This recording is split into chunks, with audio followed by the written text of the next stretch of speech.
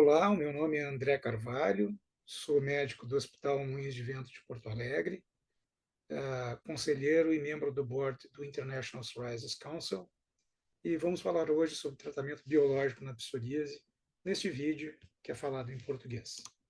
Esses são meus conflitos de interesse.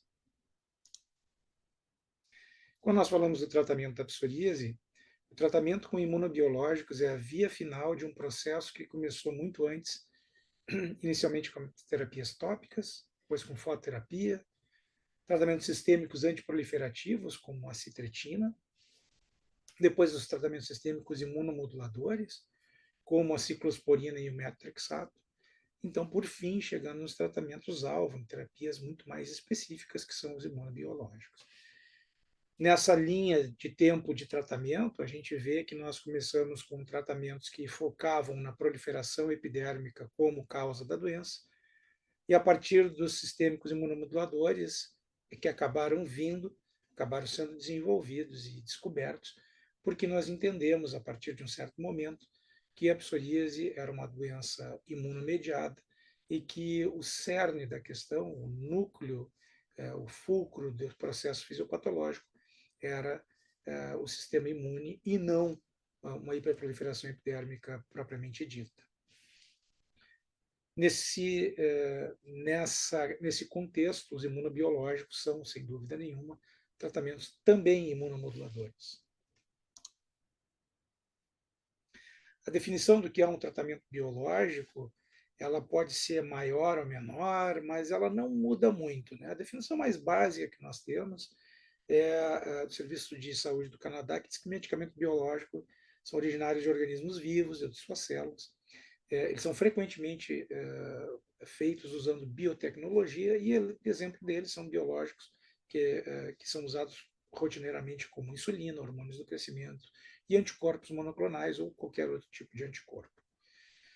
A gente pode ter alguns acréscimos a essa definição, mas o básico de definição é isso. No Brasil, essa definição não muda muito, ela é basicamente essa, somente que o Brasil faz uma exemplificação maior do que é imunobiológicos, e essa definição também não é diferente, muito diferente, como vocês podem ver, do que acontece nos Estados Unidos, o que acontece na Europa e, eventualmente, em outros países da América Latina. Quanto mais simples a gente deixa a definição, mais fácil de entender o que é um medicamento biológico. Para entender o que é um medicamento biológico, a gente tem que, pelo menos, entender onde é que eles agem dentro do processo fisiopatológico da psoríase. Então, se nós formos observar o que nós temos de fisiopatologia das lesões na psoríase, nós começamos, então, através do sistema inato, do sistema imune inato, através de células dendríticas plasmocitoides, que vão vão apresentar alguns antígenos, LL37, ADAM, TSLR, enfim, tem vários antígenos que supostamente são aqueles que são talvez mais implicados no início do processo psoriásico. E essas células dendríticas plasmocitoides, macrófagos, células NK, ou até mesmo o próprio queratinócito, podem apresentar, podem induzir na célula dendrítica mieloide, com que ela seja ativada, e a partir daí ela vai se diferenciar ou ativar as células TH1 e TH17, que por sua vez vão também alterar o queratinócito. Aí a gente já vê que a gente tem no começo o sistema imune inato, depois o sistema imune adaptativo. Se a gente for olhar um pouquinho mais focado, a gente vê que nós temos liberação neste processo de TNF, nós temos liberação de interleucina 12 pela célula dendrítica mieloide, e nós temos também a liberação de interleucina 23. Né? Então, a célula dendrítica mieloide, na presença de interleucina 6 e L1-beta e TNF-alfa, vai produzir interleucina 23, e essa interleucina 23 vai agir sobre linfócitos TH17, mudando a plasticidade, a quantidade de receptores, e a quantidade de interleucina e o tipo de interleucina que é 17, principalmente, que esses TH17 produzem, transformando essas células 17 no que se chama de células TH17 patogênicas. Com isso, a gente tem uma produção muito maior de interleucina 17A, 17F, que são interleucinas efetoras, que é a grande interleucina efetora, é o grupo das IL-17, que vai agir sobre a epiderme ou sobre a pele como todo. A interleucina 22 é uma interleucina muito ligada ao processo hiperproliferativo e também está ligada à célula TH17. Então aí a gente vê que nós temos TNF no processo fisiopatológico, nós temos interleucina 12, não faz tanta diferença assim a interleucina 12, apesar dela ter um processo no loop inflamatório que talvez leve a uma maior produção de TNF, mas além do TNF, IL-12 e IL-23, também IL-17. Então a gente entende por que nós usamos bloqueadores de TNF, bloqueadores de 23, bloqueadores de 17, e em menor grau bloqueadores de interleucina 12.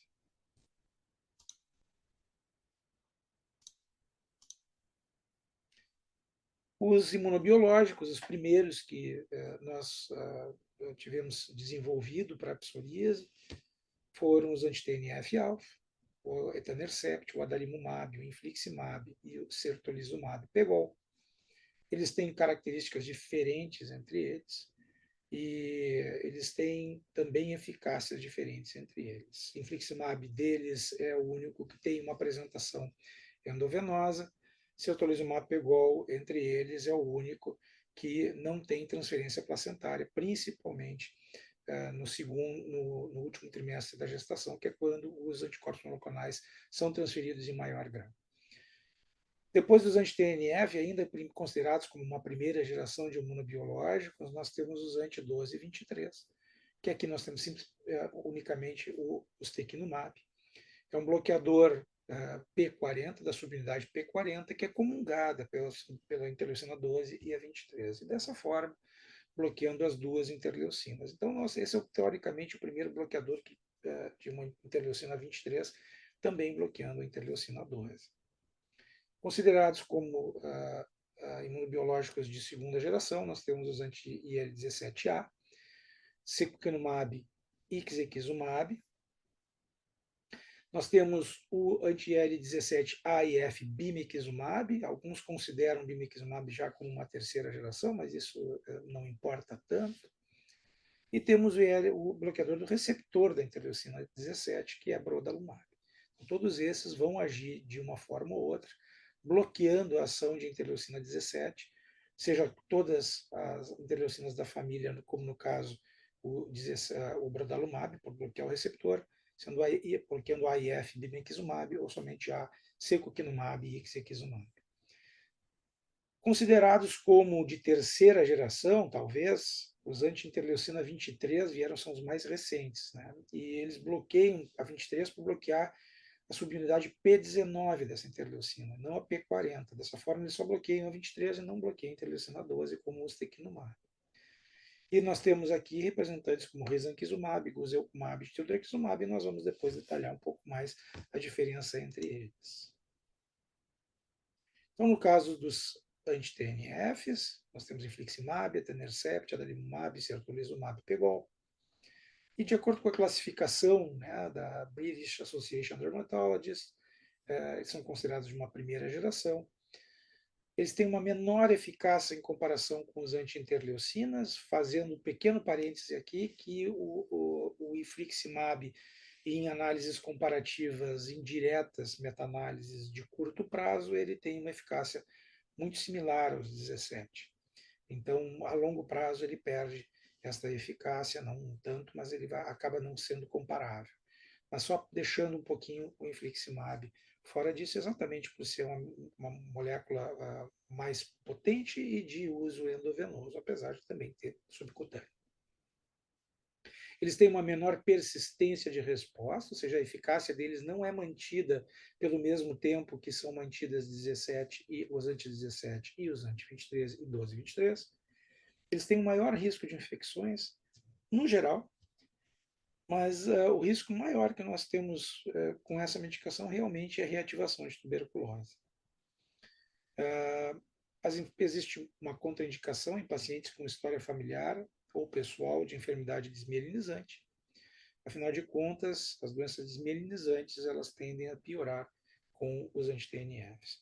Assim como também piora a insuficiência cardíaca congestiva de grau 3 para cima. De grau 3 para baixo, ainda é possível usar essas medicações. Eles são eficazes em todos os domínios da artrite psoriásica, talvez sejam primeiras indicações em muitos serviços reumatológicos que lidam com artrite psoriásica para pacientes cujo domínio da psoríase seja articular. Certolizumab é recomendado para uso durante a gestação e aleitamento, afinal de contas, a transferência transplacentária é praticamente nula e a transferência para o leite materno é praticamente irrisória. Adalimumab está aprovado para uso também em doença inflamatória intestinal e em uveíte. Além disso, infliximab também no Brasil está aprovado para doença inflamatória intestinal. Eles muito provavelmente diminuem o risco cardiovascular dos pacientes com psoríase grave, principalmente aqueles pacientes com psoríase por muito tempo, um tempo longo de doença. Existem vários trabalhos já deixando bem claro que é muito provável que isso seja verdade. A disponibilidade de biosimilares que acontece com os anti-TNFs e não tem com a maioria dos outros, agora os Ustekinumab também tem no Brasil, mas essa disponibilidade de biosimilares aumenta o acesso aos anti-TNFs pela diminuição do custo. Os biosimilares tendem a custar menos para ser produzidos. Quando a gente fala em inibidores de 12 e 23, nós vamos falar somente sobre o Ustekinumab, e essa geração que também inclui, essa segunda geração que inclui também 17, inibidores de 17A, como secukinumab, ixekizumab e brodalumab, e 17A e F, como bimekizumab. Existe uma diferença na eficácia do bloqueador 12 e 23, o ustekinumab, e dos inibidores de 17. Os inibidores de 17 são significativamente mais eficazes que o 12 e 23, além de ter uma resposta mais rápida. O bloqueio da interleucina 23, seja com 12 e 23, seja com os 23 isolado, eles tendem a ser mais lentos, não que eles sejam lentos, mas comparativamente com os 17, eles são 1, 2, 3 semanas em média mais lentos. Entretanto, eles mostram uma alta persistência, que é o que a gente vê aqui com o ustekinumab, né? Uma sobrevida da medicação é bastante longa, né? Talvez uma das mais longas quando fazendo comparações. O perfil de segurança dessas medicações é muito bom, ele tem um menor risco de infecções quando comparados com os anti-TNFs. Os inibidores de interleucina 17 são eficazes também em todos os domínios da artrite psoriásica e comparáveis aos anti-TNFs. Então, naqueles pacientes, talvez, que tenham doença cutânea e doença articular, inclusive, isso o grapa nos seus domínios já mostra que eventualmente possa ser usado, né? Até em substituição ao anti-TNF ou ao invés do anti-TNF. Existe um risco aumentado de doença inflamatória intestinal e infecções por cândida. Esse risco aumentado de doença inflamatória intestinal é principalmente nos pacientes que têm uma história familiar ou pessoal de um novo caso, não é da piora dessas doenças, sejam hepatocolite ulcerativa, seja doença de Crohn. E as infecções por cândida nesses pacientes são basicamente infecções orais. Existe a infecção genital, mas na maior parte das vezes a candidíase é oral, facilmente tratada e na maior parte das vezes não tira o paciente do tratamento.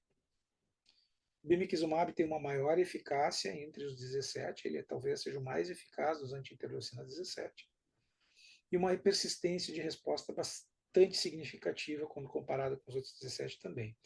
E, além disso, ele tem uma comunidade na sua dosagem, afinal de contas, todos os anti-17 acabam sendo ou a cada 15 dias a manutenção como o brotalumab, ou uma vez por mês como o secukinumab e ixekizumab. No caso de bimekizumab, a aplicação é a cada 8 semanas, quase a cada 2 meses, fazendo com que seja mais a manutenção, a administração da manutenção seja feita de forma mais cômoda para o paciente. O secukinumab tem uma dosagem bastante conveniente na manutenção, ele é a cada 12 semanas, quando comparado com os outros 17A. E, além disso, ele tem uma outra característica, que é ajuste de dosagem por peso, 45 miligramas para pacientes até 90 quilos, 90 miligramas acima de 90.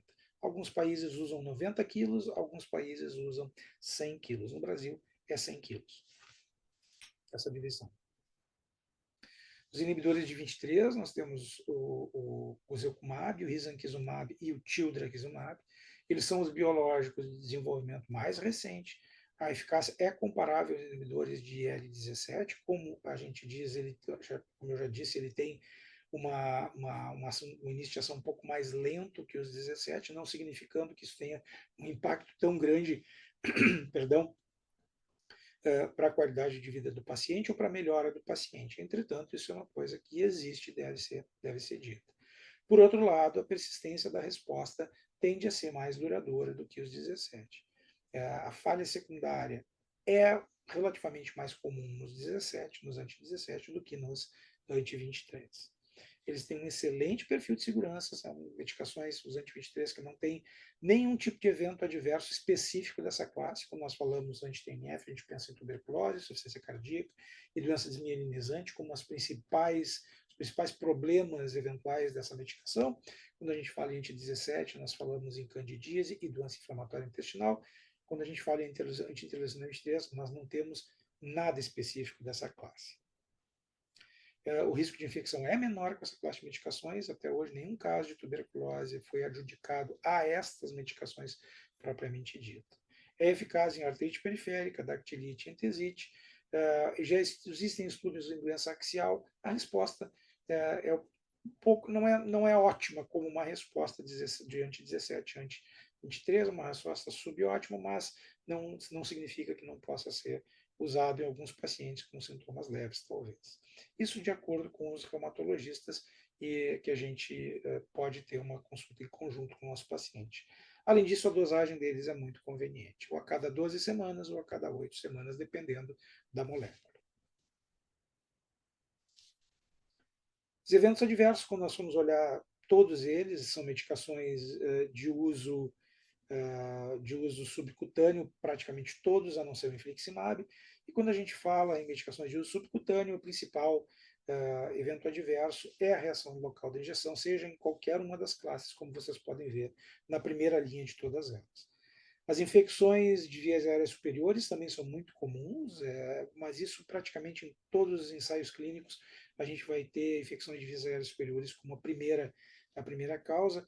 Isso é porque também isso é muito comum na população em geral. Mas, entretanto, a gente sabe que existe um pequeno aumento da infecção de vias aéreas superiores em todas as classes e de infecções gerais com o anti-TNF.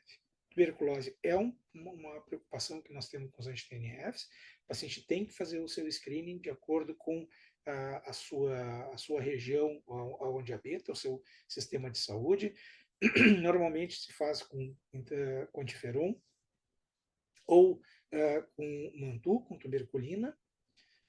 A gente tem, no caso da tuberculina, pacientes com 5 milímetros ou mais, eles já são considerados como pacientes com tuberculose latente, sem vigência de nenhum outro sintoma, e aí devem ser tratados com esquema adequado, antes do tratamento com imunobiológico. Pacientes com tuberculose ativa devem ser tratados de forma completa, tratamento completo. Depois vai ser feito o tratamento com anti-TNF, se for o caso, se não puder usar outras medicações como anti-17, anti-23 e 12-23. Já falamos sobre insuficiência cardíaca. No caso do infliximab, existe um risco um pouquinho aumentado de reações anafiláticas, reações alérgicas, afinal de contas é uma medicação endovenosa. Doença desmielinizante nós já tocamos também. Os anti-TNFs, no caso de neoplasia cutânea, eles têm um pequeno aumento nessa incidência e existe uma maior imunogenicidade dessas medicações frente aos outros imunobiológicos, levando essas medicações a terem uma perda de resposta mais cedo com o tempo do que os 17, os 12, 23 e os 23. Com relação aos eventos adversos dos 17, nós já falamos, o reação do local de efusão para todos, infecções de vias aéreas para todos, e de novo não custa lembrar, doença inflamatória intestinal e infecções por leveduras, principalmente a cândida, somente cândida oral. No caso dos anti-interleucina 23 e 12 e 23, em reação local da injeção é também uma das coisas mais relatadas, infecções de vias aéreas superiores e nada mais do ponto de vista específico dessas classes. Com relação à eficácia, nós não vamos entrar em detalhes em todos os estudos, em todas as drogas, mas tentar generalizar de uma forma que fique mais palatável esses dados, dá para dizer que os tratamentos biológicos, por exemplo, ET17, 12, 23 e 23 anti-TNF-alfa, ou seja, no caso todas as classes, elas mostram uma proporção maior de pacientes atingindo PASI 90 do que os agentes sistêmicos não biológicos. Eles são mais efetivos, mais eficazes do que metrexato, acitretina e ciclosporina e, inclusive, fototerapia pública. Em geral, 30 a 90% de eficácia PASI 90 na semana 24 em 6 meses. Isso significa uma distância, um delta grande entre o melhor e o pior imunobiológico, né, de 30 a 90%, sendo 30% etanercept, 90% os biológicos mais modernos, bimekizumab, ixekizumab, secukinumab, os 17 e os 23. Em 24 semanas, então, infliximab, bimekizumab, ixekizumab, risankizumab foram as medicações mais eficazes em alcançar PASI 90 quando comparado com placebo em análise indireta, através de meta-análise em rede. Isso a gente vê tanto na Cochrane como em outras meta-análises. Existe uma perda de eficácia variável a partir da semana 24, principalmente nos anti-TNFs, a partir dos 6 meses. E em um ano, 60% a 70% dos pacientes em uso de anti-TNF vão manter sua resposta, enquanto 85% a 95% em pacientes usando anti-interleucinas vão manter sua resposta, mostrando a superioridade na manutenção da resposta dos medicamentos anti-interleucina. Quanto à meta de tratamento que nós devemos observar quando a gente começa a utilizar um imunobiológico, eu vou colocar basicamente esse slide para mostrar que no Brasil, o nosso consenso brasileiro de dermatologia, nosso guia de tratamento, ele determina PASI 90, um PASI absoluto menor igual a 3. Eu acho bastante razoável, mas nós já temos em alguns outros lugares alguns guias, por exemplo, como o da National Psoriasis Foundation, decretando, por exemplo, como clareamento completo da pele como a meta terapêutica.